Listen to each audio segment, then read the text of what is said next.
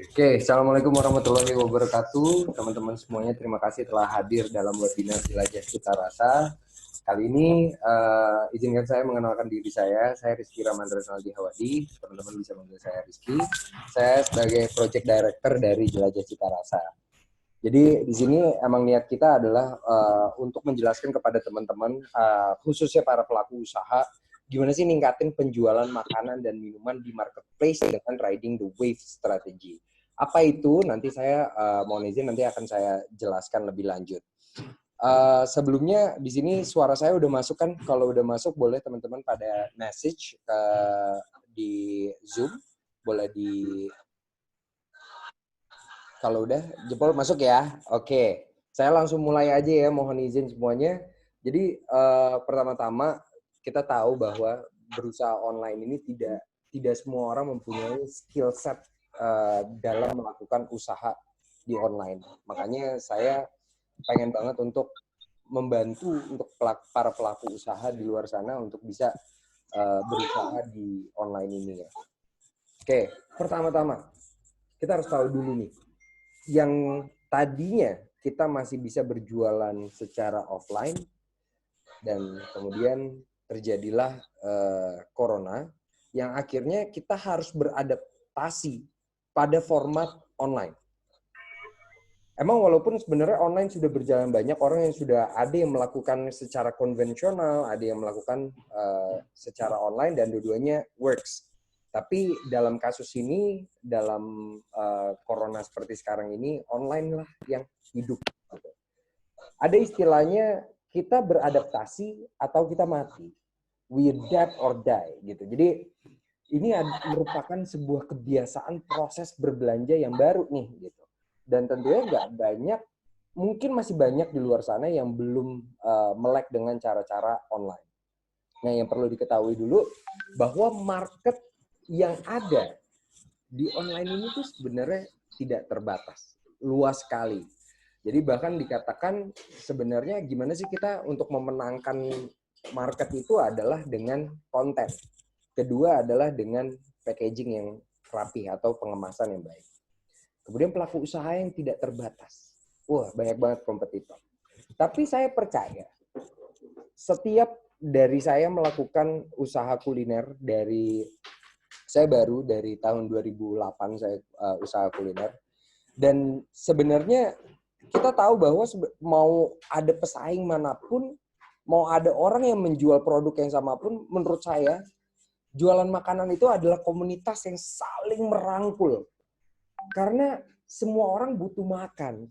Sehari aja kita makan udah 3 kali. Jadi walaupun di sebelah ujung ada, misalnya saya jual nasi goreng, di ujung ada jual nasi goreng, pasti dua-duanya akan laku. Kenapa? Karena ya itu adalah kebutuhan pokok manusia ya. Kita semua udah tahu itulah. Tapi yang saya pengen tekankan bahwa sebenarnya sifat kompetitif di usaha makanan itu tidak terlalu kental. Jadi kita malah cenderung untuk saling membantu.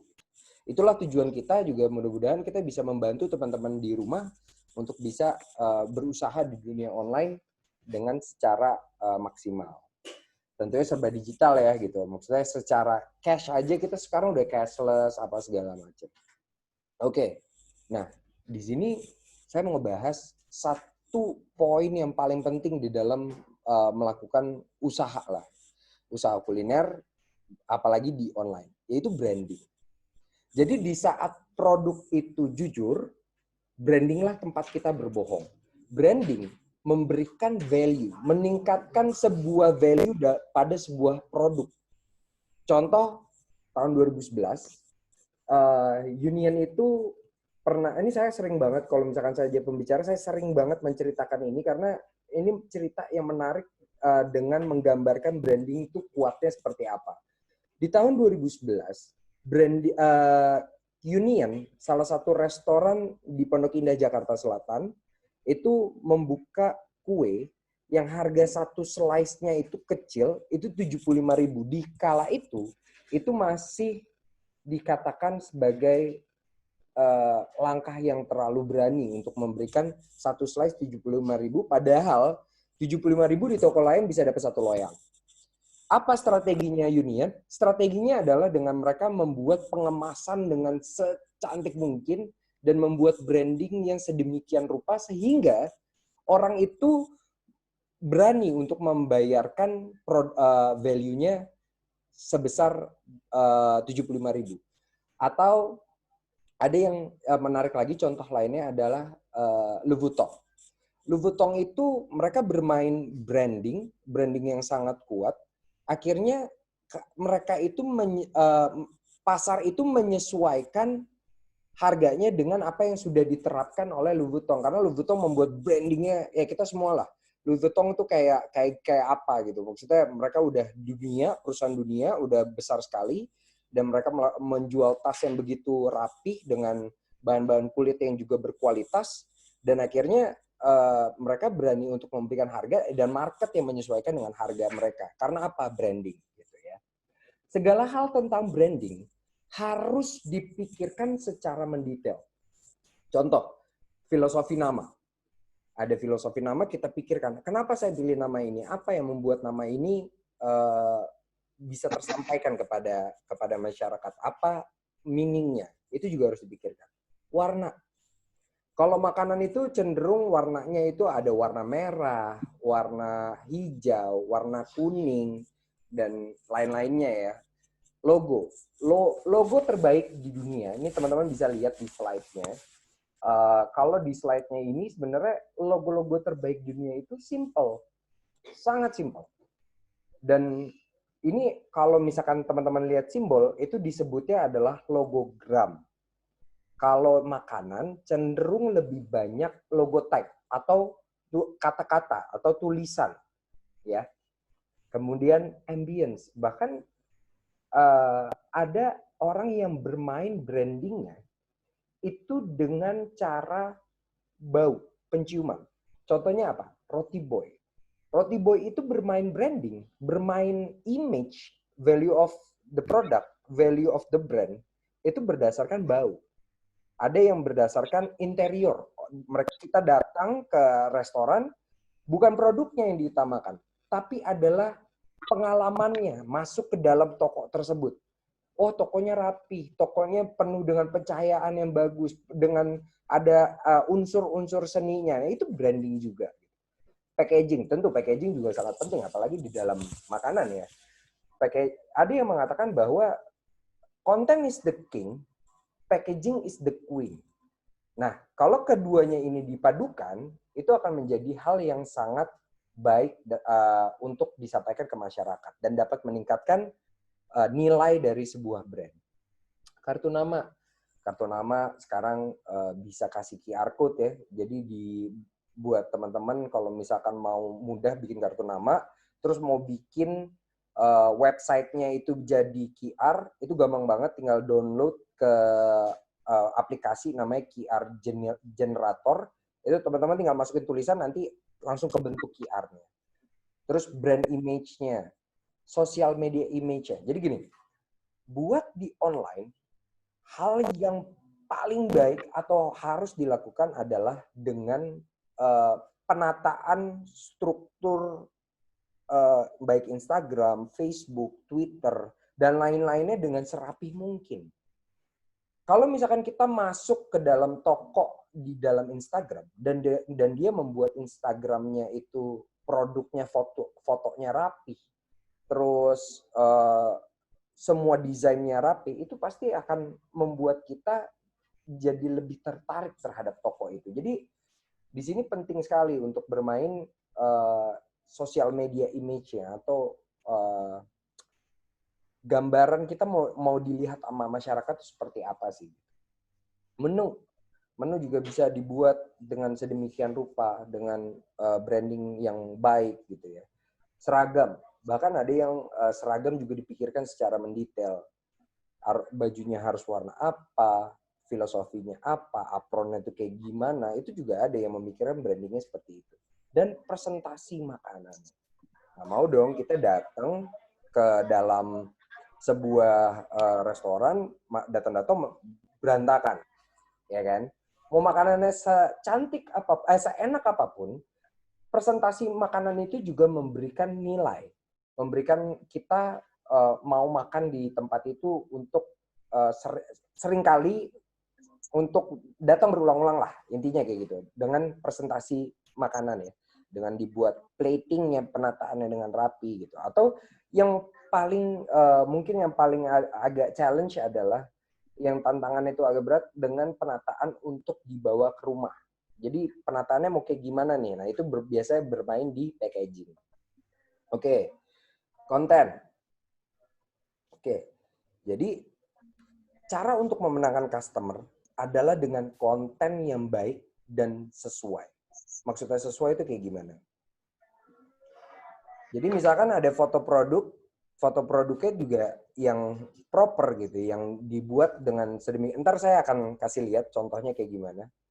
Video produknya, testimoninya tuh harus kayak gimana, promonya harus kayak gimana. Nah ini harus dibuat dengan yang sebagus mungkin. Nah ini di kanan ada sebuah aplikasi buat teman-teman yang di rumah. Mungkin yang belum terlalu banyak modal untuk buat tim, punya tim kreatif, ada satu aplikasi namanya Canva. Canva ini itu teman-teman tinggal ngatur aja. Mau desainnya udah ada, teman-teman pakai template-nya tinggal diganti kata-katanya. Atau dimasukkan pada produk-produknya teman-teman. Jadi coba otak-atik di Canva. Ini adalah salah satu fitur yang menurut saya sangat berguna sekali buat teman-teman yang tidak bisa desainnya. Oke, ini foto. Foto apakah banyak pertanyaan, Mas? Foto saya nggak punya budget banyak untuk foto profesional. Ini baru aja saya foto produk. Foto produk itu yang penting adalah pencahayaan. Mas saya nggak punya lighting. Jangan khawatir, pencahayaan itu bisa dilakukan di bawah matahari. Ini kayak kita punya meja putih kayak gini, kasih produk, kasih elemen-elemen lainnya, kayak misalkan ini ada telur, ada kopi, kita foto dari atas. Dan dalam foto produk itu yang paling penting adalah pengaturan warnanya. Pengaturan warnanya ini mau kita buat emosinya seperti apa. Nah ini ada aplikasi juga namanya Visco, buat teman-teman yang belum tahu. Visco ini adalah salah satu aplikasi untuk mengatur warna-warna, template warna supaya bisa lebih menarik lagi gitu. Terus tinggal kasih tulisan-tulisan gitu ya. Nah ini menurut saya secara profesional ya bagus kalau emang ada budgetnya. Cuma kalau misalkan nggak ada budgetnya, kayak gini aja cukup kok. Sisanya adalah editing. Ya. Oke, proses marketing. Jadi buat marketing ini ada dua cara ya, konvensional dan online. Konvensional, seperti yang kita tahu, kita bisa canvassing, datang ke satu-satu, nyamperin dengan memberikan flyer, atau kita datang ke event, bisa ke bazar. Terus di tempatnya dikasih signage, kasih judul brandnya. Terus misalkan kita udah besar, kita bisa juga sponsorship untuk sekolah atau mungkin buat lagi ada arisan, saya mau sponsorin dong dengan saya kasih produk, tapi ntar pada ini ya, review di Instagram, share-share ke WhatsApp dan segala macamnya. Atau partnership. Kalau partnership ini yang dilakukan oleh, saya ngambil satu contoh yaitu Maichi. Maichi itu partnership dulu di saat Tulus belum terkenal. Maichi menaruh logo-logonya mereka di dalam Instagramnya Tulus. Tulus memberikan logonya di packagingnya Maichi. Sehingga mereka yang punya pasar yang berbeda saling bertukar pasar. Pasar Tulus, pasar Maichi akhirnya melebur. Jadi kalau kita punya kesempatan untuk berkolaborasi dengan siapapun yang emang benar-benar value-nya sesuai, kenapa tidak? Kita join aja untuk kolaborasi. Kemudian ada juga giveaway. Salah satu strategi paling efektif dalam marketing konvensional adalah buat makanan dan minuman itu ngasih makanan. Beda nih sama kalau misalkan kita ngebahas buat fashion. Kalau fashion, misalkan kita kalau fashion kita ngelihat di Instagram, ya mata kita udah cukup ngelihatnya. Sedangkan kalau makanan harus dirasa. Ini strategi giveaway ini, konvensional ini yang dilakukan oleh Itlah. Brand Itlah itu memberikan makanannya mereka. Setiap mereka punya acara dimanapun, mereka itu biasanya ngasih makanannya. Kenapa? Itu menghasilkan promosi atau marketing dari mulut ke mulut. Jadi promosi seperti ini yang menurut saya paling efektif sebenarnya di dunia konvensional atau offline ya. Kemudian online. Ini ada rumusan. Teman-teman bisa menggunakan rumusan ini. Ini adalah rumusan yang cukup efektif. Bahkan teman saya Gilang yang punya kepiting nyinyir, itu dalam waktu 1 bulan dia sudah bisa mendapatkan 30.000 follower. 30.000 follower itu bukan angka yang kecil, teman-teman. Jadi caranya gimana? Teman-teman bikin konten. Konten yang sedemikian rupa. Misalkan tadi fotonya saya udah tunjukin ya. Terus kemudian bikin promo. Promonya bisa giveaway, bisa bundling buy one get one, bisa dengan cara promo discount atau promo lainnya. Kemudian hashtag. Hashtag ini adalah salah satu strategi yang menurut saya cukup efektif di dalam dunia online. Karena baik fitur TikTok, Twitter, Instagram, YouTube, mereka semua menggunakan hashtag. Kemudian 3 kali post dalam 1 hari. Kemudian iklan. Iklan itu macam-macam.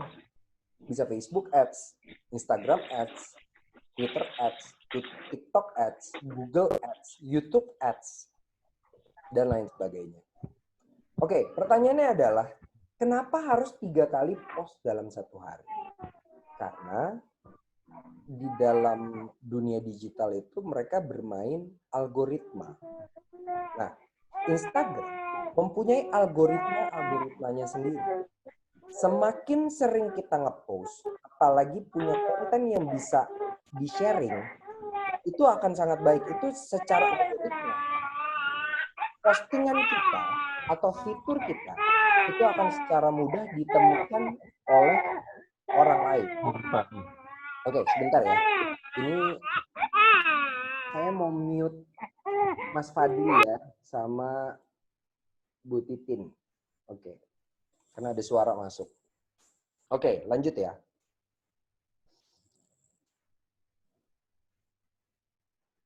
Oke, terus di dalam dunia online yang paling penting itu sebenarnya kalau misalkan teman-teman mau menginvestasikan, itu sebaiknya punya tim admin. Tim admin ini paling penting perannya. Karena mereka ada istilahnya kalau di offline itu waiter adalah salesman terbaik di dunia.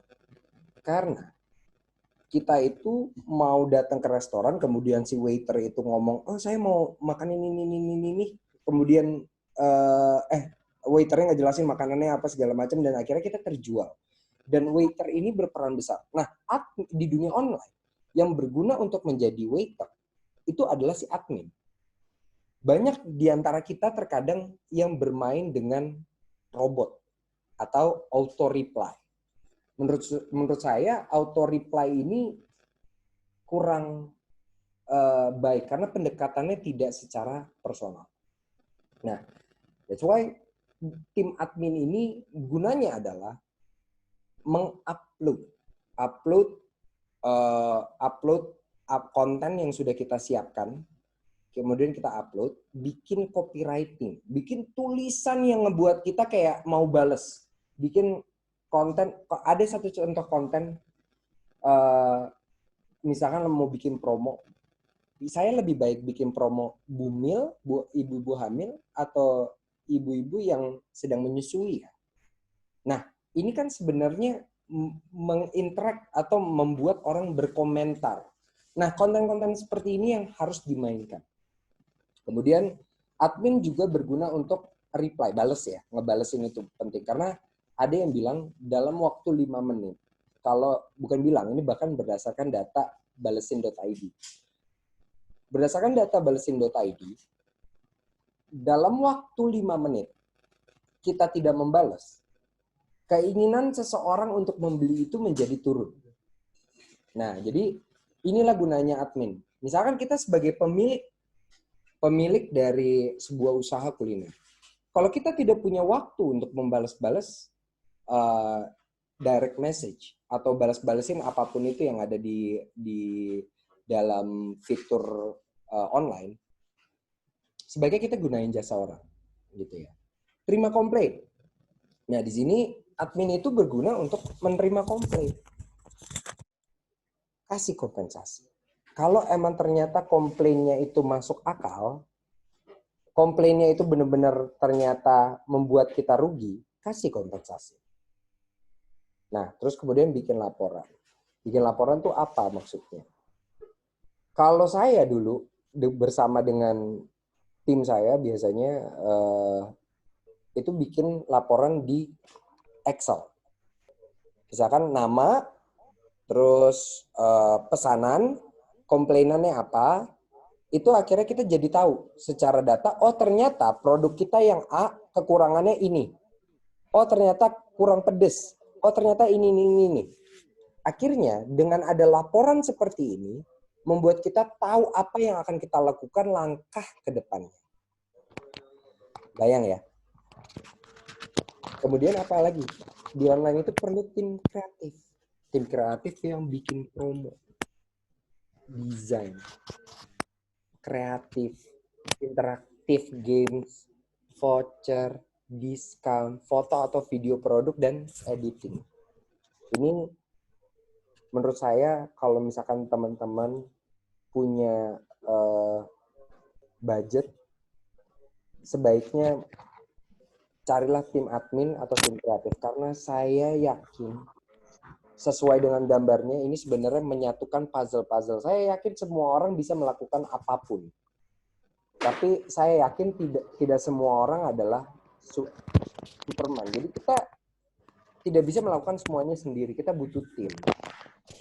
Oke. Next. Ini. Ride the wave strategy. Atau biasanya kita sebagai digital marketer, biasanya kita selalu menyebutnya Habibie Effect. Kenapa Habibie Effect? Jadi, ride the wave ini kan sebenarnya mengikuti ombak pembicaraan orang. Contoh ya,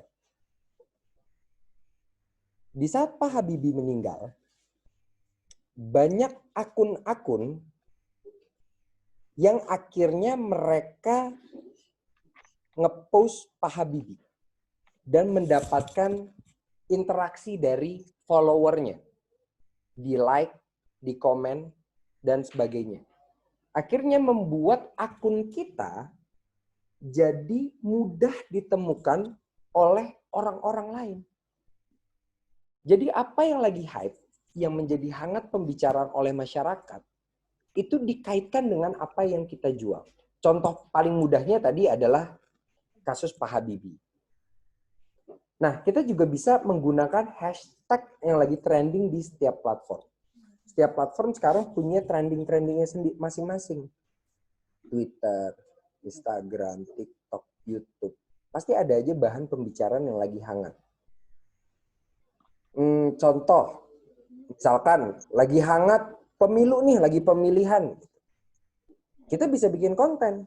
Hai buat teman-teman yang bisa menunjukkan capnya di Klinking, kita akan memberikan promosi diskon 20% misalkan. Atau kita bisa giveaway. Menggunakan apa yang menjadi pembicaraan di masyarakat. Ini namanya ride the wave strategy. Ini sudah banyak dilakukan oleh para digital marketer. Buat teman-teman, setiap harinya, setiap minggunya, bahkan setiap bulannya, pembicaraan di masyarakat itu berbeda-beda sekali. Nah, tapi tinggal pinter-pinternya kita atau tim kreatifnya. Mau menggunakan pembicaraan yang mana nih yang bisa terkait dengan produk kita. Nah, ini menurut saya penting sekali untuk dilakukan karena ini bisa ningkatin engagement atau interaksi antara penonton follower kita di sosial media, dan lain-lain. Oke, di sini saya telah mengundang pengusaha dari pengusaha Tokopedia.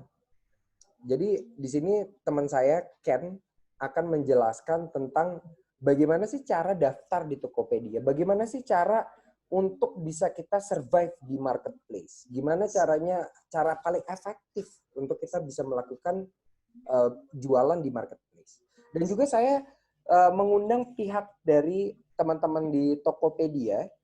Di sini ada 2 orang dari Tokopedia yang sudah join sama kita. Mungkin nanti kita bisa tanya jawab. Buat teman-teman yang mau tanya-tanya tentang Tokopedia, itu bisa juga sama Mas Ken, bisa juga sama teman-teman dari Tokopedia. Silakan, waktu dan tempat saya persilakan Mas Ken. Ya teman-teman.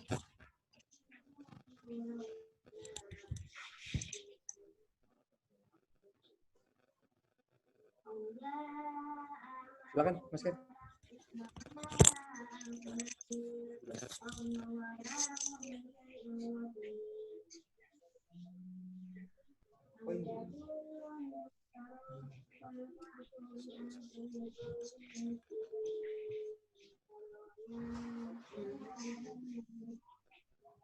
Nih, silakan Mas Ken.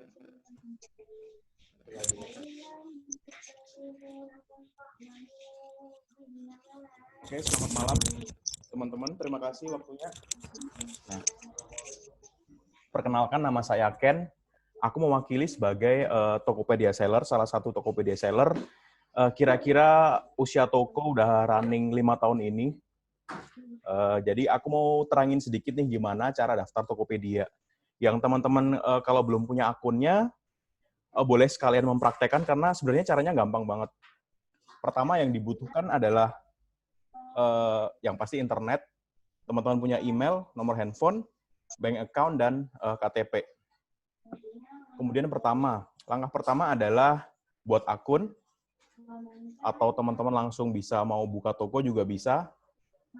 Bisa perhatikan ini ada menu jual, kemudian klik aja langsung buka toko gratis. Nah, di sini teman-teman gampang banget langsung masukin nomor handphone atau emailnya di sini. Kalau udah, langsung klik daftar. Nah, teman-teman input di sini email, di kolom pertama email, kemudian di kolom kedua ada nama lengkap, kemudian nomor ponsel. Nah, yang perlu teman-teman perhatikan di sini adalah kalau membuat Tokopedia, pastikan namanya sesuai dengan KTP.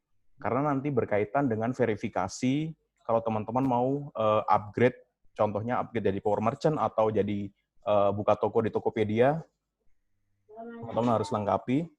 Kemudian kalau semua udah diisi, langsung aja klik daftar. Nah, nanti akan muncul menu seperti ini, di mana menu kode aktivasi akan muncul sebagai aktivator buat teman-teman sebelum bisa menggunakan akun Tokopedia-nya. Jadi nanti akan muncul seperti ini, teman-teman langsung aja klik kirim SMS verifikasi. Nanti kode verifikasi number-nya itu akan langsung dikirimkan ke nomor telepon teman-teman via SMS. Nanti teman-teman langsung kopikan di kolom tersebut, langsung klik verifikasi. Nah, kalau udah diverifikasi, kodenya match, teman-teman udah bisa langsung pakai. Nah, sekarang masuk ke menu buka toko. Ini satu hal yang perlu teman-teman perhatikan, dan ini salah satu kesalahanku dulu. Nama toko. Mungkin teman-teman di sini yang belum punya gambaran nama tokonya apa, atau emang udah ada, pastikan nama tokonya itu nama yang proper, nama yang baik, nama yang bagus. Karena di Tokopedia itu setauku nggak bisa ganti nama toko. Dulu 5 tahun yang lalu aku sempat buka Tokopedia, iseng-iseng, nggak ada rencana sama sekali untuk jadi penjual Tokopedia. Nama aku tuh cukup unik. Aku ambil nama toko itu buat lucu-lucuan aja, Toko Ajaib Ken. Dan ternyata itu tidak merepresentasikan brandku. Tapi karena udah berjalan lama, performanya udah cukup bagus, ulasannya juga udah cukup banyak, jadi sampai sekarang terpaksa pakai nama itu, pakai nama toko itu. Padahal berapa kali sempat saya mengajukan ke Tokopedia untuk ganti nama, tapi mungkin memang belum bisa. Karena memang cuman diberlakukan hanya sekali saja memasukkan nama toko di awal pembuatan. Kemudian teman-teman diisi kolomnya seperti domain toko, tulis alamatnya, kode posnya, kemudian klik persetujuan dan buka toko gratis. Nah, kemudian tunggu verifikasi. Verifikasi di sini, verifikasi ID biasanya cepat. Kemudian setelah itu teman-teman langsung bisa klik verifikasi. Fungsinya apa? Fungsinya agar akun teman-teman itu lebih terjamin keamanannya. Atau kalau teman-teman terjadi suatu hal seperti lupa password atau segala macamnya, teman-teman bisa verifikasi lebih gampang. Nah, kemudian selanjutnya adalah lengkapi informasi toko. Ini langkah-langkahnya gampang banget, teman-teman tinggal ikuti aja flow-nya. Nah, sekarang masuk ke atur toko. Contoh dengan nama Sakura Shop. Jadi teman-teman udah bisa mulai ngisi details dari toko teman-teman. Pertama adalah informasi. Nah, teman-teman ada beberapa input di sini. Pertama adalah gambar toko atau logo juga bisa. Teman-teman silahkan masukkan. Kemudian slogan toko. Contoh menjual barang berkualitas. Atau bisa juga dengan slogan teman-teman sendiri. Kemudian deskripsi toko. Deskripsikan barang yang teman-teman jual, atau bisa details dari apa yang ingin teman-teman sampaikan atas produk teman-teman sendiri, itu juga bisa, silahkan. Kemudian klik simpan ini di sebelah kanan atas. Nah, kemudian langkah selanjutnya adalah atur lokasi pengiriman. Nah, ini penting nih, kenali jenis pengiriman yang teman-teman pakai. Jadi di sini preferensi menggunakan ekspedisi tertentu itu teman-teman yang tentukan. Contoh, kalau aku pribadi, aku yang tipe nggak ada waktu untuk packing barang dan kemudian nganter ke ekspedisi. Jadi aku memilih beberapa ekspedisi yang memang bisa pick up ke lokasi tokoku. Kalau aku pribadi, aku pakai GoSend, Grab, antar aja, si cepat. Itu bebas preferensi teman-teman masing-masing. Karena memang setiap daerah akan memberikan pelayanan yang berbeda. Jadi itu teman-teman yang tahu, teman-teman yang riset itu silahkan. Nah, kemudian cara ngeset pengiriman. Nih, teman-teman tinggal input alamat toko, nanti begitu teman-teman klik alamat toko, di situ akan masuk kayak teman-teman buka Google Map, teman-teman tinggal masukin, nanti akan ngedirect sendiri tuh ke lokasi atau titik poinnya teman-teman tuh di mana. Dan nggak semua lokasi itu bisa di-cover oleh semua ekspedisi. Contoh, di beberapa daerah itu belum bisa diakomodasi oleh Grab atau GoSend instan atau express. Jadi cuma bisa di-cover oleh beberapa ekspedisi yang memang dikirim bukan di-pick up. Itu teman-teman sendiri yang tahu, teman-teman yang perlu riset ulang. Kemudian etalase toko. Fungsinya apa sih etalase toko? Etalase toko berfungsi kalau teman-teman itu punya beberapa produk yang mungkin jenisnya berbeda. Contoh, teman-teman punya makanan frozen, ditulis saja etalasenya makanan frozen, atau makanan siap makan, atau etalase lain dessert atau main course. Teman-teman bisa bedakan di situ, jadi pembeli saat masuk ke toko Sakura Shop, oh tahu nih aku butuh apa, aku butuh frozen food, aku klik frozen, keluar makanan frozen. Atau saat orang lain atau pengunjung ingin cari makanan berat, main course, tinggal klik main course, keluar menunya. Jadi pengaturan etalase itu penting, salah satunya untuk memudahkan calon pembeli kita. Dan mempermudahkan seller juga kalau mau merubah iklan atau nambah iklan, seperti itu. Kemudian untuk nambah etalase, caranya gampang, teman-teman langsung klik etalase, klik di sebelah kanan atas, nanti akan muncul input nama etalase. Teman-teman langsung isikan contoh frozen food. Teman-teman bisa langsung isi, kemudian klik simpan di kanan atas. Nah, selanjutnya, langkah selanjutnya adalah upload foto produk. Nah, ini contoh iklan, salah satu iklan yang sudah terjual 3 transaksi. dan punya foto yang cukup proper. Nah, seperti ini juga, dia punya foto yang mendeskripsikan produk yang menarik. Nah, kemudian deskripsi produk dan penamaan yang efektif. Pertama, penamaan yang baik itu kuncinya ada di pemasaran yang efektif. Jenis produk, ditambah keterangan, ditambah kata promosi itu bisa membuat psikologi seorang calon pembeli itu lebih tertarik. Contoh, saat satu produk dengan toko lain itu sama, tapi teman-teman punya nilai lebih saat deskripsi produknya itu lebih lengkap. Teman-teman lebih tahu detailsnya. Teman-teman menyampaikan details yang nggak disampaikan oleh toko lain, itu salah satu nilai plus juga. Nah, ini contohnya nih. Blus batik, peplum lengan pendek, wanita bahan katun stretch. Jadi, beberapa keyword yang seller ini pakai di judul tersebut memudahkan calon pembeli untuk nyari atau search. Contoh, calon pembeli cuman pengen baju bahan katun. Nah, ini ada semua. Nanti dia keluar. Atau blus batik, ini juga akan keluar. Jadi kombinasi judul juga teman-teman harus perhatikan karena ini akan mempengaruhi dari si calon pembeli menemukan produk kita. Kemudian gimana sih caranya untuk nambah produk? Teman-teman kalau pengen jualan, aku punya produknya, udah buat tokonya, terus langkah selanjutnya gimana nih? Buat naruh produk kita ada di toko kita. Buka aja halaman toko, kemudian ada menu tambah produk, tinggal diklik, nanti muncul menu seperti ini. Ada nama produk, kemudian kategori produk. Nama produk seperti yang udah saya sampaikan tadi, tulis sejelas mungkin dengan penjelasan yang details dan mendeskripsikan bahwa barang itu menarik atau dari semua aspek teman-teman juga perhatikan. Kemudian kategori produk.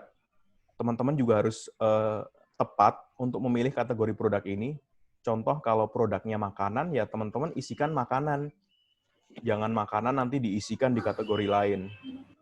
Atau produknya baju, tapi diisi di produk contoh baju wanita, tapi teman-teman input kategorinya di produk laki-laki. Itu akan mempersulit produk kita untuk ditemukan oleh calon pembeli. Nah, kemudian langkah selanjutnya adalah upload foto yang menarik. Nah, di dalam Tokopedia, dia punya aturan maksimal 5 foto. Dia menjelaskan sebelum teman-teman upload, di sini ada gambar utama, depan, samping, dan juga atas.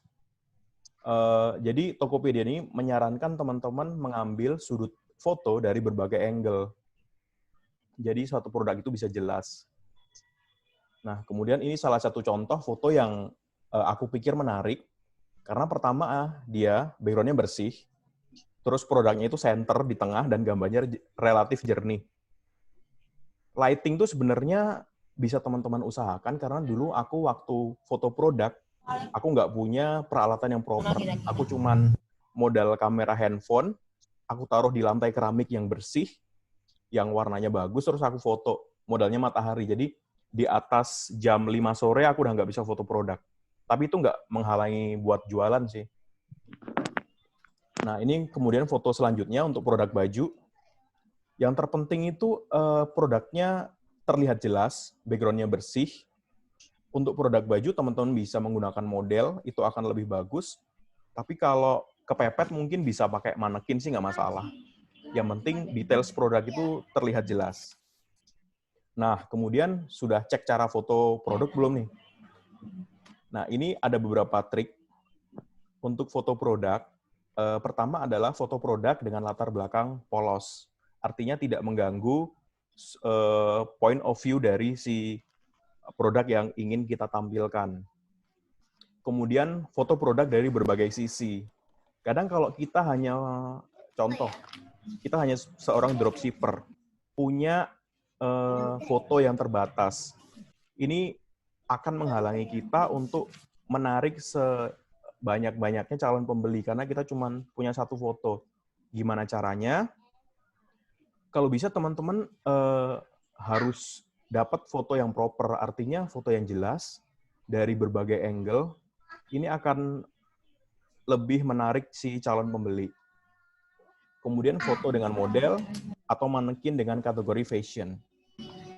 Penggunaan model atau manekin ini bisa memberikan gambaran kepada calon konsumen itu gimana sih nanti produk kita saat dipakai itu gimana. Yang keempat, foto kelengkapan produk atau bonus tambahan kalau teman-teman mau menyertakan bonus, entah itu packaging atau semacamnya. Yang kelima, foto produk dengan pencahayaan yang baik. Untuk yang teman-teman nggak punya lighting, teman-teman bisa foto outdoor, cari lighting yang bagus, pencahayaan yang bagus, foto teman-teman bisa dilakukan di luar. Nah, kemudian harga produk. Teman-teman pastikan harga produknya kompetitif, artinya tidak terlalu rendah dan tidak terlalu tinggi. Teman-teman juga harus pahami harga kompetitor itu berapa. Jangan sampai kompetitor punya portofolio penjualan yang lebih bagus, teman-teman pengen untung gede, terus pasang harga yang lebih tinggi. Itu nggak masuk akal dan peluang terjualnya juga akan semakin sedikit. Jadi teman-teman perlu analisa untuk harga produk. Aku rasa teman-teman di sini yang penjual pasti kalau ngomongin harga udah paham banget. Nah, kemudian nih deskripsi produk. Teman-teman juga harus menyampaikan deskripsi produk sedetail mungkin karena yang tahu produk yang teman-teman jual ya cuman si penjual atau teman-teman sendiri. Jadi jangan sampai mungkin kita menjual barang bukan yang satu-satunya di Tokopedia. Jadi teman-teman harus punya unik di situ.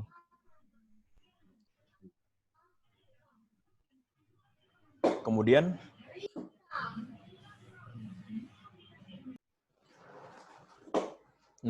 selanjutnya, deskripsi produk nih. Ini ada contoh deskripsi produk. Saat deskripsinya lengkap, informasinya semua terpampang jelas, ini akan membuat si calon pembeli, calon konsumen itu merasa, wah, ini barang yang aku cari, karena semua informasinya udah ada di situ. Karena deskripsi yang lengkap juga akan mempengaruhi atau memotong waktu yang mungkin terbuang saat si calon pembeli itu nanya di kolom deskripsi atau chat via chat pribadi atau personal chat di Tokopedia. Dia bisa memutuskan, oke, aku langsung beli karena informasinya udah jelas di situ. Ini contohnya untuk beberapa kategori lain. Nah, ini contoh untuk blender shake and take. Dia menjelaskan details, kelengkapan, termasuk deskripsi voltase, volume, ukuran, semua lengkap. Termasuk dia menambahkan barang kita berbeda dengan toko lain yang rata-rata tidak mempunyai pengaman.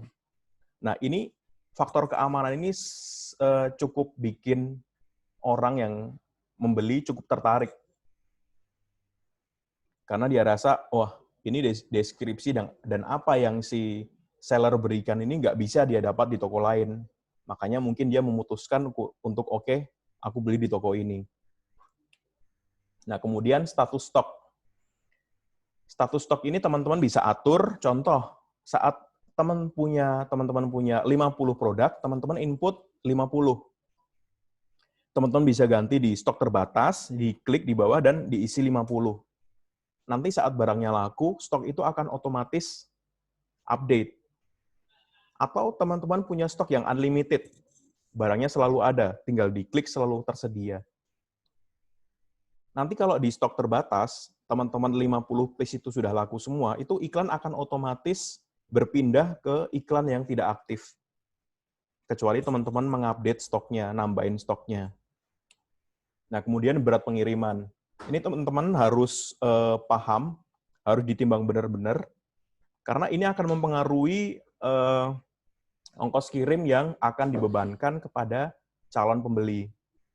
Beratnya berapa gram, nanti selanjutnya ada ukuran paketnya itu panjang kali lebar kali tinggi berapa, saat di packing teman-teman juga harus paham. Karena saat teman-teman salah, contohnya, dan ongkirnya kemahalan, itu si calon pembeli akan udah terlanjur males nih, apaan sih, cuman barang begini tapi ongkirnya mahal. Itu juga harus teman-teman perhatikan. Nah, selanjutnya etalase, yang udah aku jelasin tadi, etalase bisa mempermudah calon pembeli untuk menemukan barang apa yang dia inginkan. Nah, ini varian juga, contoh saat teman-teman punya beberapa varian produk yang berbeda. contoh produk fashion dengan motif bunga-bunga, motif batik, atau motif yang lainnya. Ini teman-teman bisa isi, termasuk ukuran. Kalau teman-teman produknya punya ukuran tertentu, contoh sepatu atau yang lainnya, teman-teman bisa input di situ. Kemudian kalau udah semua, teman-teman tinggal klik simpan. Nah, di sini saat teman-teman udah punya toko, udah punya produk yang diupload, dan ingin membagikan ke orang lain, teman-teman tinggal klik ini tanda di bagian kanan atas. Itu di situ ada menu bagikan, jadi teman-teman bisa bagikan via WhatsApp, via Facebook, copy link, atau direct message. Nah, kemudian kita bahas gimana sih cara jadi power merchant. Jadi power merchant itu ada beberapa persyaratan, teman-teman. Pertama adalah teman-teman punya ID card, punya KTP, kemudian poin minimal yang diberlakukan di Tokopedia adalah 75 poin. Jadi teman-teman saat pertama buat, teman-teman harus pastikan pernah melakukan transaksi agar bisa mendapatkan 75 poin dan di-approve untuk bisa upgrade dari regular merchant ke power merchant. Kemudian ngomongin power merchant, apa sih manfaatnya lah? Dari sisi penjual, dari sisi pedagang, aku mau ngomongin beberapa benefit yang aku dapatkan. Di antaranya adalah setiap transaksi dari calon pembeli yang beli di tokoku, mereka bisa mendapatkan fasilitas gratis ongkir. Tapi nggak semua gratis ongkir, hanya beberapa nominal tertentu. Itu tergantung dari nilai transaksinya. Kemudian biaya layanannya hanya 1% setiap produk terjual. Ini caranya juga gampang banget buat teman-teman yang pengen upgrade dari regular merchant ke power merchant, tinggal klik upgrade tokomu, nanti teman-teman input KTP di foto, input nomor KTP, kalau lolos nanti bisa langsung terverifikasi. Ada pertanyaan. Oke, ini ada pertanyaan. Setelah kita masukin ke Tokopedia, apakah Tokopedia dapat mengiklankan produk kita secara otomatis atau kita yang upgrade sendiri? Nah, apakah Tokopedia akan mengiklankan produk kita secara otomatis? Setauku sebagai penjual adalah tidak. Tokopedia hanya menyajikan barang yang teman-teman jual saat ada calon pembeli yang ngetik contoh sepatu. Ya udah teman-teman keluar sepatu, apakah barang teman-teman akan muncul di situ? Itu kaitannya sama fitur dari toko yang teman-teman miliki. Contoh saat teman-teman regular merchant pasti akan berada di bawah saat calon pembeli kita melakukan searching, karena yang di atas ini adalah beberapa teman-teman kita yang sudah power merchant atau official store, atau dia menggunakan fitur top ads. Oke. Udah? Terjawab? Nih, ada lagi, Mas. Oke, ada pertanyaan lagi. Bagaimana bisa membuat toko kita agar bisa bersaing dengan toko-toko yang sudah besar? Bagaimana trik-triknya? Oke, kalau sebagai seller, aku udah running sekitar 5 tahun, gimana sih triknya biar bisa bersaing dengan toko-toko lain? Pertama adalah buat keunikan dalam setiap produk. Pertama adalah foto yang menarik. Teman-teman, mungkin teman-teman belum bisa dapat foto yang bagus. Teman-teman bisa edit, contoh pakai Canva. Teman-teman bisa tambahkan beberapa mungkin jasa ekspedisi yang teman-teman gunakan, atau dipermanis jadi bagaimana. Kemudian di deskripsi yang seperti aku jelasin tadi, deskripsi juga harus jelas, jangan kopas. Jangan kopas dari toko lain. Saat punya produk yang sama, teman-teman males nih ngetik, atau males searching fiturnya atau spesifikasinya. Asal kopas itu bikin calon pembeli nggak tertarik. Kemudian biar bisa bersaing nih apalagi nih? Pakai fitur Power Merchant. Power Merchant ini banyak memberi benefit buat kita. Pertama adalah bebas ongkir. Seperti yang kita tahu, orang Indonesia ini beda ongkir 5.000 aja dia mau pindah toko. Kemudian ada beberapa promo eksklusif nanti seperti potongan harga atau cashback nanti ke OVO. Itu juga bisa teman-teman terima kalau udah jadi Power Merchant. Atau teman-teman yang pengen produknya ada di atas, pakai fitur Top Ads. Nanti kita bahas di pembahasan selanjutnya. karena panjang banget pembahasannya. Oke, terjawab? Oke. Ya. Oke.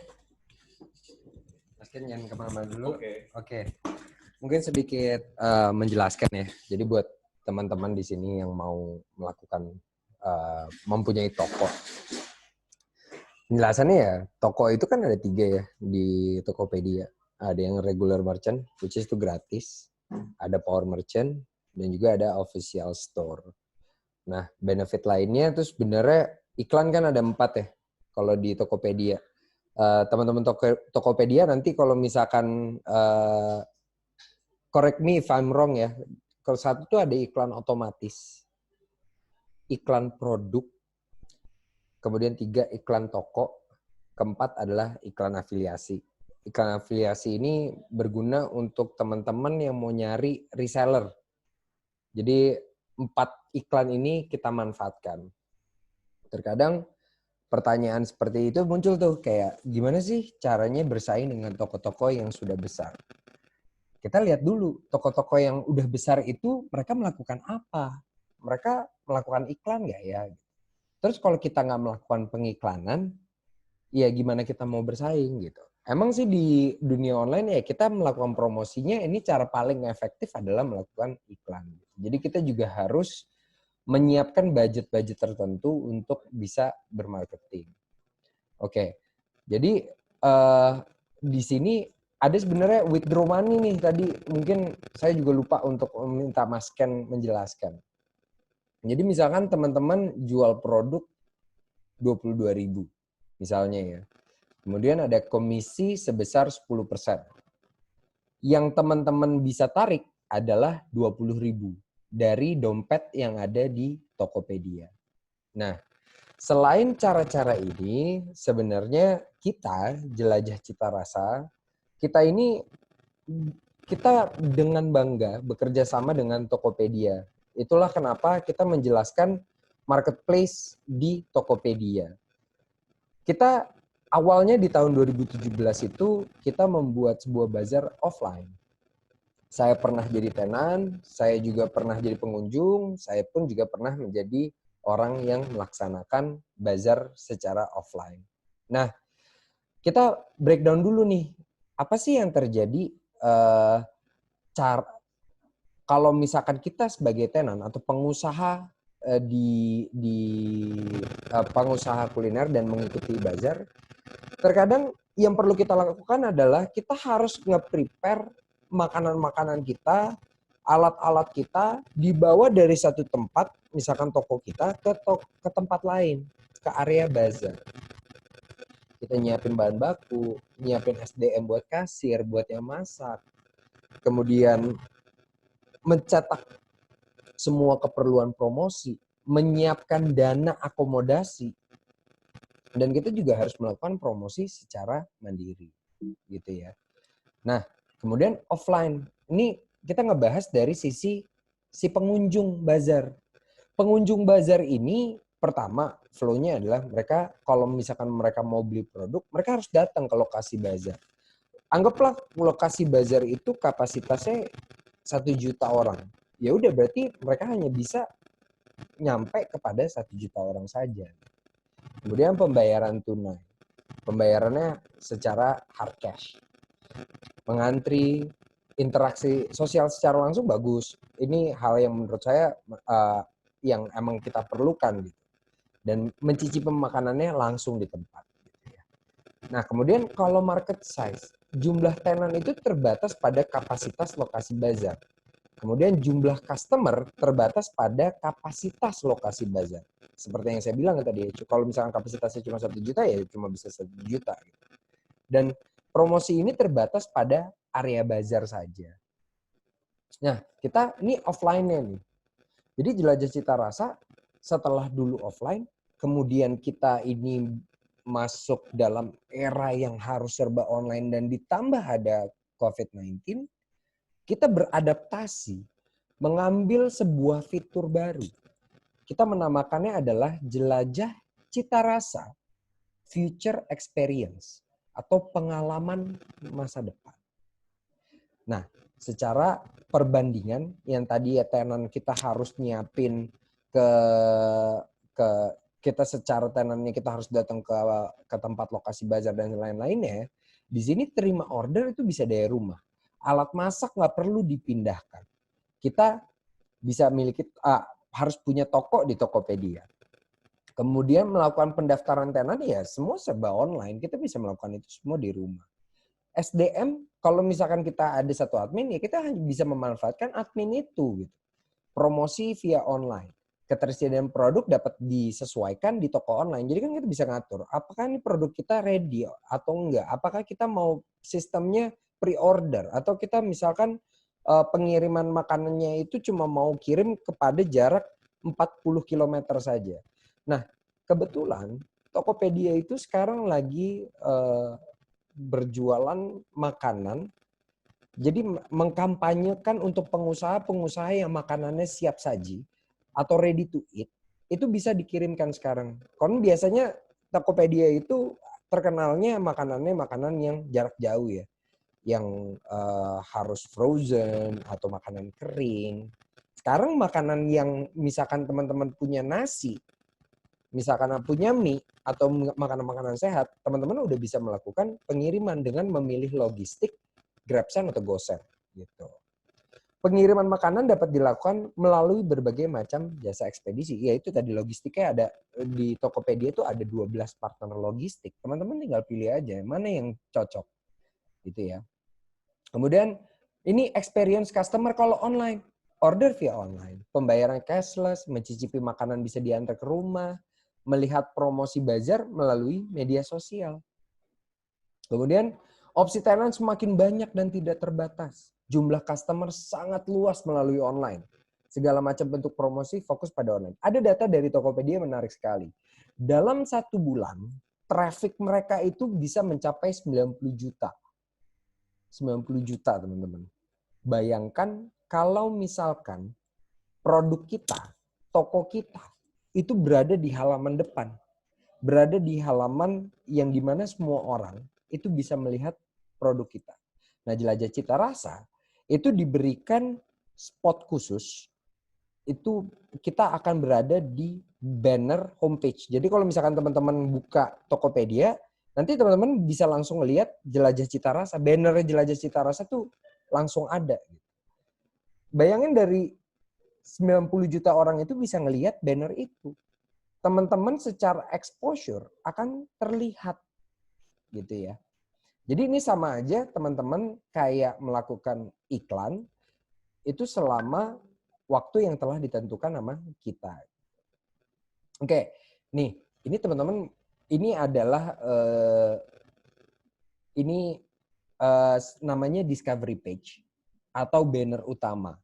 Jadi buat teman-teman yang pelaku usaha kuliner mau join sama kita, teman-teman akan masuk di dalam discovery page ini. Nah, di sini ada banner utama dari atas nih ya, dari banner, kemudian ada voucher-vouchernya. Jadi ntar kita akan ada promo gratis ongkir, ada promo diskon dan lain segalanya. Terus brand-brand yang udah join sama kita juga dengan bangga ada kopi kenangan, ada Tuku, ada Dua Kopi, ada Anomali Coffee, ada Kisaku, ada Suasana, ada macam-macam lah. Kita punya udah ada 115 pengusaha kuliner yang udah join sama kita. Terus kemudian ada poster film. Apa itu poster film? Jadi, karena di dalam dunia online ini yang paling penting adalah konten. Kita mikir, bagaimana caranya sebuah bazar online dapat diketahui oleh orang banyak. Akhirnya kita punya ide untuk membuat film kuliner. Kita membuat film kuliner dengan pembuat filmnya adalah orang yang mendapatkan award tahun 2013 di tahun 2016 juga yang bernama Candi Suleman. Candi Suleman ini pertamanya pembuat video klip, kemudian dia akhirnya ngebuat perusahaan namanya Suasana. Dia membuat sebuah video-video untuk hotel-hotel.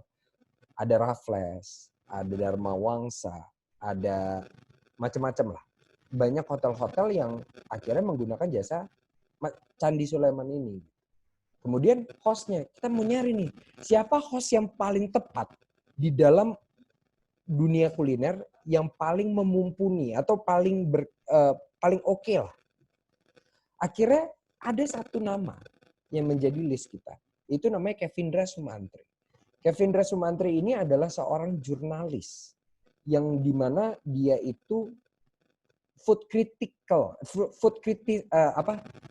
pengkritisi makanan lah, pengkritisi kuliner. Dia bahkan dulu punya rubrik khusus di Jakarta Post dan kemudian dia juga penulis buku. Kemudian kita tarik, mau nggak jadi host? Kita sampaikan konsepnya, akhirnya tertarik. Kita pengen mengangkat film kuliner. Yang dimana film kulinernya ini membicarakan tentang kultur makanan di Indonesia itu sendiri. Nah, dalam film ini akan terintegrasi dengan bazar online Jelajah Cita Rasa. Dengan cara ada QR barcode-nya, ada running text. Jadi ada nanti pas lagi nonton ada tulisan kunjungi website ini atau ada kotak-kotak QR yang tinggal di-scan akan menuju kepada website Tokopedia dan banner khususnya Jelajah Cita Rasa. Jadi effort kita dalam melakukan pengiklanan, dalam melakukan kampanye bazar Jelajah Cita Rasa Future Experience ini, itu tidak terbatas hanya pada iklan-iklan saja. Tapi banyak hal lainnya, unsur-unsur lainnya yang kita pengen kuatkan. Kemudian, benefitnya. Apa benefitnya, Mas? Kalau misalkan ikut Jelajah Cita Rasa? 1. Bayangkan teman-teman di sini semuanya mengikuti kampanyenya berame-rame, bersama-sama. Orang yang mengetahui bazar ini akan semakin banyak. Selain itu kita juga punya usaha dong. Kok usahanya tidak hanya terbatas pada teman-teman. Usaha yang kita lakukan dalam melakukan kampanye atau marketing, kita menggunakan social media ads. Kita membudgetkan Facebook, Instagram, Twitter, TikTok, bahkan kita menggunakan influencer. Para talent yang telah masuk ke kita baru saja selesai hari ini baru aja kita menggarap film. Teman-teman bisa ngelihat di Instagram story kita. Pihak-pihak siapa aja yang antusias terhadap film Jelajah Cita Rasa ini.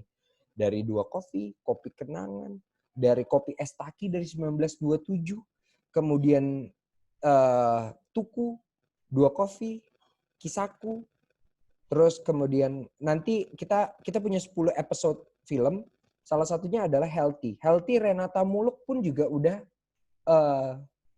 mau untuk join sama kita untuk kita ambil film kuliner ini gitu. Nah, itu dari usaha kita, dari Jelajah Cita Rasa. Kebetulan di tanggal 17 Agustus Tokopedia akan ulang tahun. Bayangkan kampanye yang dilakukan atau marketing yang akan dilakukan oleh Tokopedia pasti juga akan besar. Orang akan semakin ramai-ramai datang ke Tokopedia, akan melihat Tokopedia. Plus juga hari kemerdekaan. Pasti banyak promo dan lain sebagainya. Traffic Tokopedia 90 juta, seperti yang saya bilang. Promo dibantu dengan Tokopedia dengan gratis ongkir cashback. Nah, syaratnya teman-teman itu harus menjadi power merchant. Kemudian terdapat commission fee sebesar 10%. Dan nggak boleh menjual alkohol maupun narkoba. Dan pembayaran yang sudah dilakukan tidak dapat di-refund. Ini strateginya. Kita juga akan menggunakan virality team dari ARMY. Dan kita juga menggunakan key opinion leader dari selebgram atau orang-orang yang bisa menginfluence atau memberikan pengaruh kepada orang-orang lainnya untuk datang ke Bazar Jelajah Cita Rasa. Kita dapat slot. Terima kasih sekali lagi kepada Tokopedia karena kita dapat slot selama 3 bulan. Itu dalam 3 bulan itu kita potong jadi 6 periode. 6 periode. Dari periode 1, 17 hingga 31 Agustus, 2 minggu. Periode 2, 1 sampai 15 September, 2 minggu lagi. Periode 3, 16 sampai 30 September. periode 41 sampai 15 Oktober, periode 5 16 sampai 30 Oktober, periode 6 31 Oktober hingga 14 November.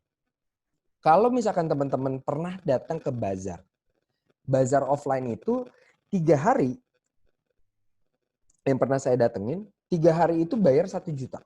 Di sini kita buat 2 minggu. Sekali lagi teman-teman, 2 minggu itu periode itu 450.000. Kalau teman-teman mau bundling langsung 1 bulan, teman-teman tinggal bayar 800.000. 2 bulan, ini regular price ya. 2 bulan tuh bisa 1,5 juta, 3 bulan 2,5. Nah, terus kemudian ada exclusive price. Exclusive price ini teman-teman bisa untuk 1 periode atau 2 minggu itu dengan harga 1,2, 1 bulan 2,8, 2 bulan 5,5, 3 bulan 8,5. Oke. Ini benefitnya apa? Kan apa yang membedakan antara regular dengan exclusive price? Regular, intinya gini, ini teman-teman bisa lihat di sebelah kanan yang ada handphone. Exclusive tenant itu terbatas pada 20 tenant saja. Sedangkan regular price itu ada 300. Sebenarnya lebih, kalau misalkan teman-teman ke eksklusif, teman-teman itu akan lebih sering munculnya di depan. Kalau regular price, teman-teman bisa muncul tapi berbarengan dengan 300 orang lainnya. Nah, di sini sama aja seperti melakukan pengiklanan dengan budget hanya 450.000. Teman-teman ngiklan 2 minggu. Dengan effort kita tadi udah Facebook Ads, Instagram Ads, TikTok Ads, Twitter Ads, YouTube film kuliner. Kemudian para pembicaranya juga akan ikut bantu kampanyekan Jelajah Cita Rasa. Bayangkan Renata Muluk juga ikut mengkampanyekan Jelajah Cita Rasa. Orang-orang yang akan tahu semakin besar gitu. Nah, inilah apa yang pengen kita sampaikan gitu. Buat teman-teman yang mau nanya-nanya, silakan tanya-tanya ke nomor handphone yang di bawah. Atau kalau misalkan teman-teman mau daftar, silakan daftar ke link yang sudah tertera di sini. Dan selain pertanyaan di sini, teman-teman boleh loh untuk nanya-nanya karena di sini ada 2 pihak dari Tokopedia yang dapat memberikan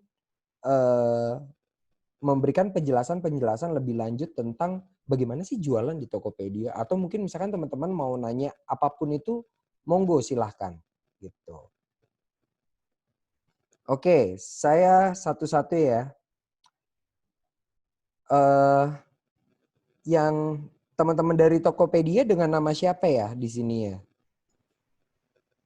Halo Mas, saya Ano, panggilannya Ano. Ya. Oh, oke. Sama Ilham. Oke, Ya. Mas Ano dan Mas Ilham ya. Ya, Nah, betul. terima kasih sekali lagi Mas Ano dan Mas Ilham udah ikut partisipasi dalam webinar Jelajah Cita Rasa. Buat teman-teman yang di rumah pengen nanya-nanya, monggo silakan. Langsung aja tulis di kolom chatnya apa aja yang mau ditanyakan. Oke, apa ada aplikasi untuk bikin logo toko? Logo toko ya. Kalau logo toko sebenarnya kalau misalkan kalau di aplikasi tuh sebenarnya banyak sih logo di website gitu, logo generator atau namanya apa ya? Banyak sih sebenarnya. Sebentar ya, saya coba cek dulu. Logo generator gitu ya. Teman-teman tinggal cari keywordnya aja sebenarnya, atau logo maker. Nah, di situ akan ada banyak banget tuh. Logo maker. Suara hilang. Halo? Suaranya saya hilang? Teman-teman yang lain bisa dengar? Nggak kedengeran suaranya. Nggak kedengeran suara saya. Di saya bagus suaranya. Bagus ya. Oke, berarti saya lanjut ya. Sebenarnya ini banyak banget sih, ada logomaker.com dan lain-lainnya kalau misalkan teman-teman mau.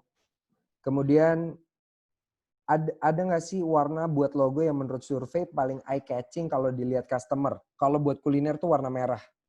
Kalau warna secara general tuh warna kuning. Kenapa warna kuning? Karena warna kuning adalah warna yang pertama kali dilihat oleh manusia. Jadi kalau misalkan teman-teman mau warna kuning, ya itu yang paling cepat dilihat oleh manusia. Oke. Untuk top ads kira-kira dibutuhkan budget berapa untuk 1 bulannya dan apa saja keuntungannya? Mas Ano atau Mas Ilham mungkin bisa bantu jelasin? Ya, saya coba bantu jawab ya, Mas. Siap, Mas Ano. Untuk top ads kira-kira dibutuhkan budget berapa? Ini tergantung tokonya, Mbak Neng Lulu. Kalau memang toko baru, boleh dicoba di 300.000 misalkan. Tapi saya tidak sarankan banyak-banyak. Kenapa? Karena algoritmanya Tokopedia sebenarnya cukup membantu untuk merchant-merchant baru. Jadi kalau misalkan baru upload produk, itu dipastikan sudah pasti di halaman pertama, tapi tidak paling atas ya. Nah, ini bisa dimanfaatkan juga buat teman-teman sekalian. Kalau ketika sudah upload produknya, dia akan ada tag-nya sendiri, produk terbaru. Nah, gitu. Jadi kita membantu merchant-merchant yang memang baru. Nah, kalau budget ini, top ads ini untuk apa? Itu sebenarnya balik lagi ke penjualan dan ulasan yang sudah ada. Jadi kalau misalkan teman-teman semangat banget nih, saya mau invest 10 juta lah segala macam, tapi ternyata ada toko yang hanya pakai 700 perak misalkan satu kata. Sedangkan dia sudah jual hampir puluhan ribu produk. Nah, ini kan teman-teman sebenarnya tetap kalah kan, karena review mereka sudah paling atas. Jadi saya sarankan pakai di nggak perlu banyak-banyak, 100.000 sampai 300.000 aja dulu untuk awal. Lalu teman-teman bisa cek juga nih tingginya kenapa, conversion rate-nya sudah bagus atau belum. Misalkan pakai 300.000, income-nya dapat 30 juta kan lumayan ternyata. Nah, ini yang bisa jadi pelajaran lagi buat teman-teman. Kalau memang nanti dilihat 300.000 ternyata cuma dapat 1 juta, itu kan sebenarnya gede banget biaya marketingnya. Teman-teman bisa pelajarin lagi kira-kira marketing apa sih yang bisa dipakai lagi selain top ads ini gitu. Salah satunya tuh dengan jelajah cita rasa ini ya Mas, maksudnya dengan masuk ke banner khusus kayak gini kan sebenarnya secara tidak langsung seperti beriklan juga gitu. Betul, ini jelajah cita rasa sebenarnya campaign yang bagus banget untuk para teman-teman yang baru buat toko, karena secara langsung akan kita support. Tadi yang dijelasin Mas Rizky, ada cashback, ada gratis ongkir, itu kan pas buyer ngelihat, apalagi kalau teman-teman sudah siapkan fotonya bagus, logonya bagus, pasti lebih banyak yang jadi penjualan dibandingkan hanya terlihat ya. Itu sih yang jadi poin keuntungan buat teman-teman gitu. Iya, betul. Mas, Mas Ano nih ada pertanyaan lagi. Notifikasi buat pemesanan itu bisa masuk ke WA langsung nggak ya? Terus kemudian masukin makanan kita ke jelajah cita rasa gimana? Apakah langsung otomatis bila join Tokopedia?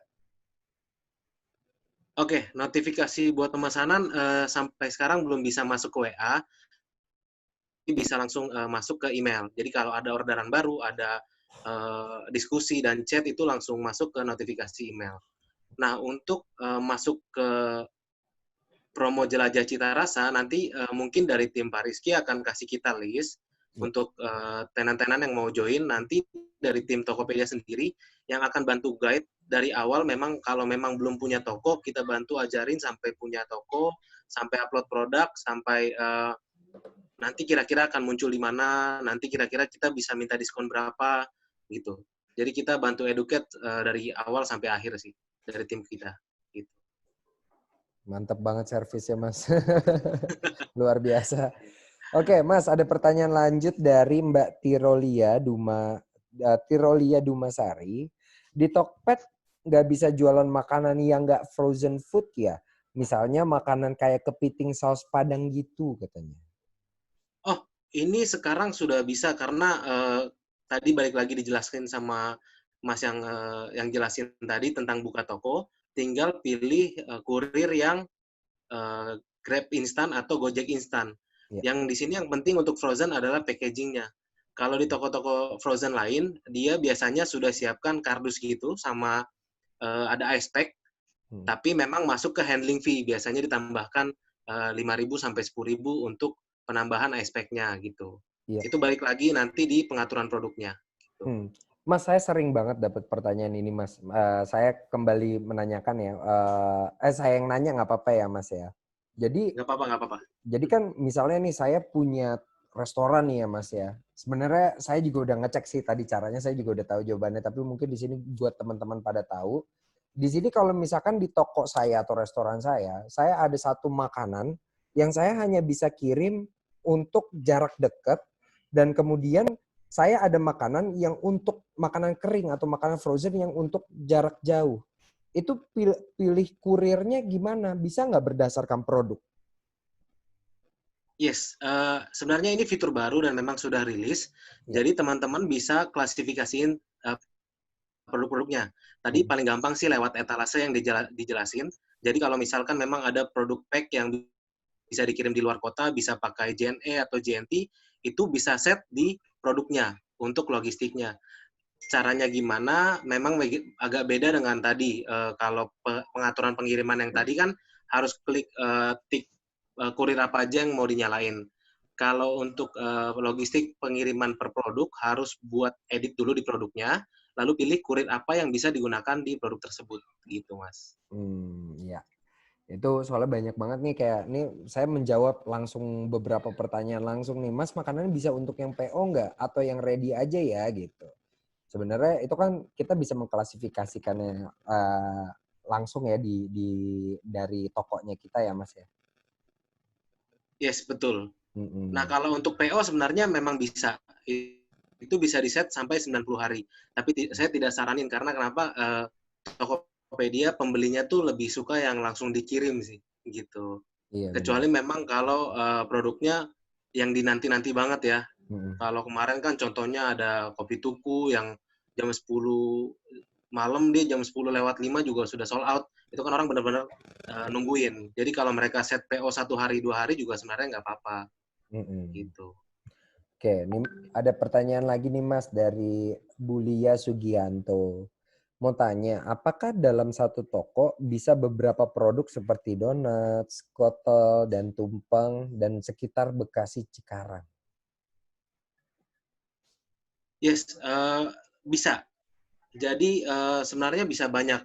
Tapi saya nggak saranin kalau misalkan teman-teman buka toko, jual makanan, terus tiba-tiba teman-teman kayak sekarang kan lagi hype sepeda, terus jual sepeda juga. Itu yang saya nggak sarankan. Kenapa? Karena nggak jadi satu kategori toko gitu, Mas. Nggak mungkin kan ke restoran terus ada lihat jual TV, terus jual makanan juga, jual sepeda juga gitu. Ini lebih ke arah kerapihan tokonya sih, gitu. Jadi lebih menarik. Gitu. Jadi malah kalau misalkan kita punya toko, lebih baik anggaplah saya kategori makanan, ya udah fokus di makanan aja ya Mas, jangan sampai tiba-tiba ada fashion, ada elektronik dan lainnya gitu ya. Betul, betul.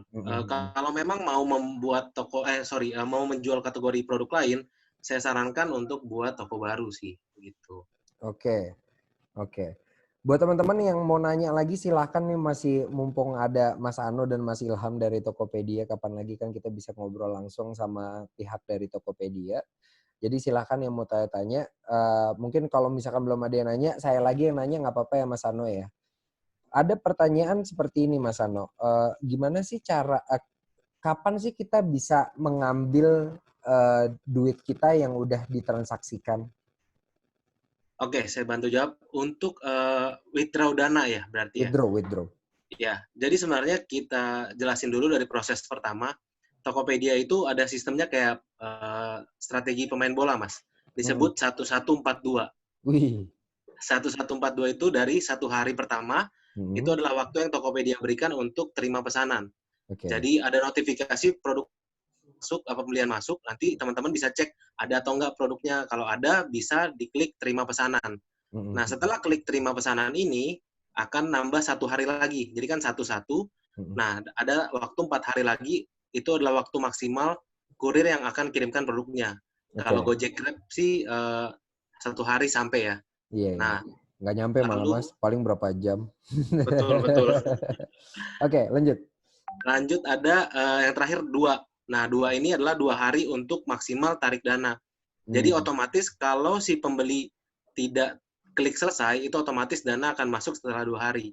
Tapi pembeli Tokopedia baik kok. Jadi ketika dia udah, apalagi makanan ya, dia langsung coba, biasanya dia langsung klik selesai dan kasih review gitu. Nah, ini juga buat masukan buat teman-teman kalau di reviewnya juga bisa pasang balasan otomatis untuk ngajak si pembelinya untuk favoritin tokonya gitu. Jadi ketika teman-teman upload produk baru lagi, nah ini akan masuk ke feed mereka. Wah, toko ini lagi ada produk baru nih, launching produk dan dapat tambahan apa gitu kan, teman-teman bisa masukin di situ gitu. Oke. Menarik. Jadi sebenarnya kalau di withdraw itu caranya sebenarnya seperti itu ya Mas ya. Mas, ada pertanyaan lagi nih Mas. Kalau satu toko isinya makanan dan minuman itu berarti masih cocok ya? Seharusnya sih masih cocok ya? Masih cocok Mas. Ya. Nah, ada lagi nih Mas Ano. Mungkin kalau dari saya pertanyaannya, saya pengen tahu nih Mas. Pelaku usaha kuliner di Tokopedia atau pelaku usaha deh di Tokopedia yang sukses story yang Mas bisa ceritakan tuh kayak gimana sih? Boleh nggak sih diceritain? Karena kita butuh tahu. Bahkan saya pun juga saya butuh tahu kayak siapa sih sukses story yang bisa menjadi barometer atau parameter saya buat saya pengen sukses juga seperti pelaku usaha yang sudah ada di Tokopedia. Yes, jadi banyak banget merchant yang ketika pandemi ini mereka putar otak Mas untuk buat produk baru. Contohnya ada Tuku, kopi Tuku itu dia buat kopi literan di saat yang lainnya belum buat kopi literan itu. Jadi pas dia upload itu, dia woro-woro di Instagram dia juga. Nah, ini tiba-tiba jadi membludak. Success story-nya adalah orang-orang benar-benar nungguin produk mereka di jam 10 malam waktu itu. Karena semua toko kopi belum punya yang 1 liter ini. Nah, akhirnya mereka sudah banyak banget ngalamin kejebolan order bahkan. Mereka sudah siapin ribuan botol, tiba-tiba misalnya 1000 botol, tiba-tiba jebol sampai 1.500 botol gitu per malam, Mas. Nah, ini kan menjadi trigger juga buat teman-teman kopi lainnya. Akhirnya kayaknya semua toko kopi sekarang punya 1 liter kopi ya, Mas. Iya, banyak jadi ngikut ya. Betul. Iya, emang. Kopi Tuku itu betul. Betul. Mas Tio selaku owner emang kreatif sekali. Nah, ini yang saya maksud buat teman-teman pelaku usaha. Di saat teman-teman punya tim kreatif yang emang bisa memberikan gebrakan, ini strategi-strategi yang baru seperti ini yang menurut saya perlu dilakukan oleh teman-teman gitu. Jadi kita juga kayak kalau Tuku tadi kalau Mas Ano cerita mungkin saya juga pembeli kopi 1 liternya Tuku. Tuku itu hanya membuka pembelian kopinya yang 1 liter itu pada jam 10 malam saja. Dalam waktu 15 menit itu udah habis. Udah nggak ada lagi. Saya bahkan jam 9.59 tuh udah nungguin. Jam 9.59 1 menit saya langsung order. Kalau nggak habis gitu. Dan ini dia membuat tokonya buka jam 10 itu adalah strategi namanya FOMO, fear of missing out. Atau strategi ngebuat kita takut kehilangan gitu. Karena waktu pemesanannya itu hanya jam 10 aja. Padahal sebenarnya secara kapasitas menurut saya Tuku mungkin bisa buat produk lebih banyak. Tapi ini adalah strategi. Kalau misalkan teman-teman sebagai pelaku usaha, mungkin teman-teman juga menempatkan diri ya. Teman-teman nih bagian apa? Teman-teman bagian produksi kah? Bagian promosi kah? Apa bagian manajemen? Kalau misalkan teman-teman itu bukan bagian kreatif atau promosi, kemudian investasikanlah kepada orang lain. Supaya emang kita, orang yang udah kita taruh sebagai promosi itu dia yang memutar otak. Kemudian berdiskusi secara manajemen gimana nih caranya gitu. Ya itu sih sebenarnya menurut saya cara-cara yang perlu dilakukan bersama tim gitu. Dan kita nggak bisa melakukan ini sendiri gitu. Kemudian ada nggak waktu khusus untuk promosi di medsos yang efektif di saat pandemi sekarang ini? Karena ini konteksnya medsos, izinkan saya menjawab ya Mas Ano ya. Nanti Mas Ano boleh ikut membantu menjawab dari sisi Tokopedia. Iya, Mas. Kalau dari sisi medsos, sebenarnya kalau saya hanya ngebicara dari sisi Instagram dulu kali ya. Kalau dari sisi Instagram, buatlah fitur akun Instagramnya itu jadi bisnis akun. Nah, itu nanti kita bisa ngelihat secara grafik di jam berapa aja orang akan lebih sering melihat toko kita gitu. Ya kalau saya melihat insight. Jadi kalau misalkan di Instagram itu udah bisa lihat insight, kita bisa lihat demografinya, kita bisa ngeliat daerah mana aja orang yang banyak ngeliat toko kita, jenis kelaminnya apa, terus kemudian umurnya berapa, kemudian jam berapa aja orang lebih banyak ngeliatnya, di hari apa aja itu udah bisa kelihatan gitu. Tapi mungkin secara general otomatis orang akan ngelihat promosi media sosial atau makanan itu adalah di saat jam-jam makan sebenarnya untuk orang yang langsung terkonversi sampai beli ya gitu. Anggaplah jam paling banyak tuh pasti jam 12 sampai jam 1, jam 5 sampai jam 7. Nah, dan pagi itu jam 9 sampai jam 11 sampai waktu brunch. Nah, itu sebenarnya waktu-waktu yang menurut saya cukup penting untuk kita melakukan promosi untuk makanan, untuk kuliner. Oke. Itu menurut saya juga udah sempat research banyak tentang promosi ya. Ya mungkin dari sisi Mas Ano dari Tokopedia mungkin bisa bantu jelaskan, Mas. Oh iya, untuk waktu promosi di medsos tadi udah cukup jelas sama Mas Rizky dijelasin. Memang ada jam-jamnya. Cuman kalau dari Tokopedia, tadi ada fitur yang Power Merchant. Nah, di Power Merchant ini sebenarnya sudah ada dashboard yang disediakan. Dashboardnya ini bisa berguna banget untuk analisis toko teman-teman sekalian. Jadi di sana akan ada terlihat nih, toko dengan penjualan paling tinggi di saingannya siapa sih di atas. Nah, nanti dari situ ada listnya, siapa aja tokonya, teman-teman bisa langsung cari. Kira-kira mereka kayak gimana mainnya, lalu ada juga demografinya tadi, ada dari daerah mana, ada jenis kelaminnya, sampai umurnya berapa, itu ada di dashboard-nya juga. Nah, ini juga bisa dipelajarin juga sih di Tokopedia-nya. Dan yang masukan buat saya, untuk makanan sendiri, itu memang traffic tertingginya ada di malam hari, Mas. Gitu. Okay. Jadi kalau di Tokopedia ya, beda dengan mungkin kalau Gojek dan Grab, mereka kan bisa langsung pesan untuk di hari yang sama. Biasanya kalau untuk di Tokopedia, kenapa di malam hari? Karena mereka mikirin besok mau makan apa gitu. Benar. Mas ada pertanyaan nih, kalau misalkan di Tuku selain produk kopi, kategori apa lagi yang banyak dilakukan order? Oke, sekarang memang sangat banyak berubah ya. Di awal pandemi memang kopi memang nomor 1 kayaknya untuk yang 1 liter. Nah, kemudian trennya berubah nih, Mas. Mulai banyak yang cari sembako. Apalagi kemarin sempat gula kekurangan stok di pasar kan. Jadi mereka banyak cari di Tokopedia. Memang nggak seperti masker ya. Kalau masker kan memang udah berantakan sekali harganya. Nah, betul. Nah, kalau kemudian dari yang kopi itu ke sembako, lalu sekarang kemarin sempat daging-dagingan. Nah, daging-daging ini bisa sampai seafood, fresh food, sampai buah. Nah, sampai sekarang, untuk yang sekarang nih yang lagi tren itu adalah snack import. Saya juga nggak tahu kenapa. Makanya kalau lihat Bittersweet by Naila, dia buatnya sama Bischoff, sama Cadbury kan, kalau bikin dessert box-nya tuh. Karena memang lagi ramenya untuk snack import kali ya. Gitu. Oke. Kalau makanan siap saji sendiri, Mas. Makanan siap saji itu kayak gimana, Mas? Untuk makanan siap saji, yang lagi banyak orang cari memang satu contohnya adalah bakmi. Nggak tahu kenapa banyak orang yang lagi cari bakmi dan juga sama kayak beef pack gitulah yang sudah di-pack dengan di vakum juga. Jadi orang tinggal panasin. Memang daging fresh sih. Cuman dia menjualnya dengan package Wagyu, mungkin Angus, ya kan.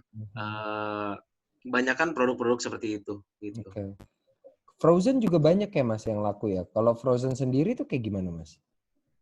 Yes, frozen banyak banget yang laku karena mereka kan bisa langsung panasin ya, ready to heat. Contohnya dimsum, lalu ada rendang juga banyak banget, sampai ke sambal Mas. Gitu. Jadi macam-macam ya sebenarnya Mas ya. Kalau misalkan secara kategori itu sebenarnya makanan makanan dalam bentuk apapun sebenarnya juga bisa laku. Kalau misalkan berdasarkan penjelasan Mas, saya kayaknya hampir semua deh. Betul semuanya laku. Ya, berarti tinggal caranya aja ya, bagaimana kita melakukan kayak foto produknya juga harus dibuat sedemikian rupa. Karena terkadang ada aja orang naro udah deskripsi bagus tapi fotonya nggak ada atau fotonya gelap gitu-gitu ya Mas ya. Betul. Contohnya untuk foto produk ini kayaknya beda banget untuk produk lain. Kalau misalkan fashion, diusahakan background-nya putih. Elektronik juga diusahakan background-nya polos putih gitu. Okay. Tapi kalau untuk makanan saya rasa nggak cocok Mas, karena lebih pucat kalau untuk background-nya putih. Jadi lebih baik ditaruh di piring atau ada background hijau lebih segar atau ada warna lain di belakangnya gitu. Jadi orang lebih menarik melihatnya. Kalau putih doang dia kayak pucat ya warnanya ya. Jadi kurang menarik sih. Itu saran saya. Gitu. Oke. Oh gitu ya. Oke, buat teman-teman lain ada yang mau melakukan pertanyaan lain? Kalau misalkan sudah tidak ada pertanyaan sama saya, kurang lebih akan saya tutup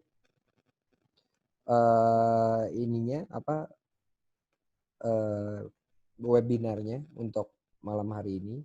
Jadi sekali lagi buat teman-teman yang mau nanya atau mau daftarin tenannya bisa langsung ke jelajahcitarasa.com/daftar tenan dengan hubungin ke nomor 0812-218-55642. Itu langsung sama saya. Kalau misalkan ada hal yang perlu didiskusikan, silahkan. Mungkin itu saja buat teman-teman. Benar nggak ada pertanyaan lagi nih?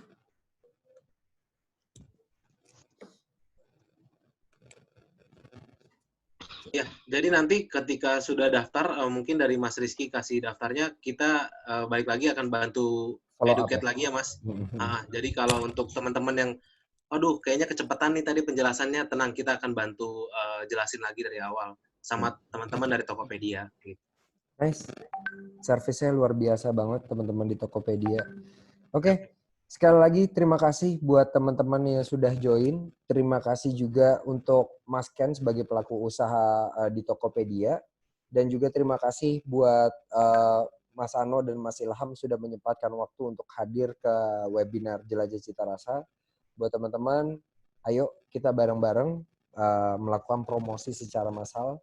Mudah-mudahan kita bisa survive dalam keadaan ini. Saya juga mendoakan teman-teman tetap sehat selalu dalam perlindungan Tuhan Yang Maha Esa. Mungkin sekian dari saya. Assalamualaikum warahmatullahi wabarakatuh. Dan nanti video ini akan saya masukin kepada di dalam websitenya Jelajah Cita Rasa ya buat teman-teman. Sekali lagi terima kasih, sukses semuanya. Assalamualaikum warahmatullahi wabarakatuh. Terima kasih, Mas. Terima kasih. Assalamualaikum warahmatullahi wabarakatuh. Terima kasih. Terima kasih. Waalaikumsalam warahmatullahi wabarakatuh.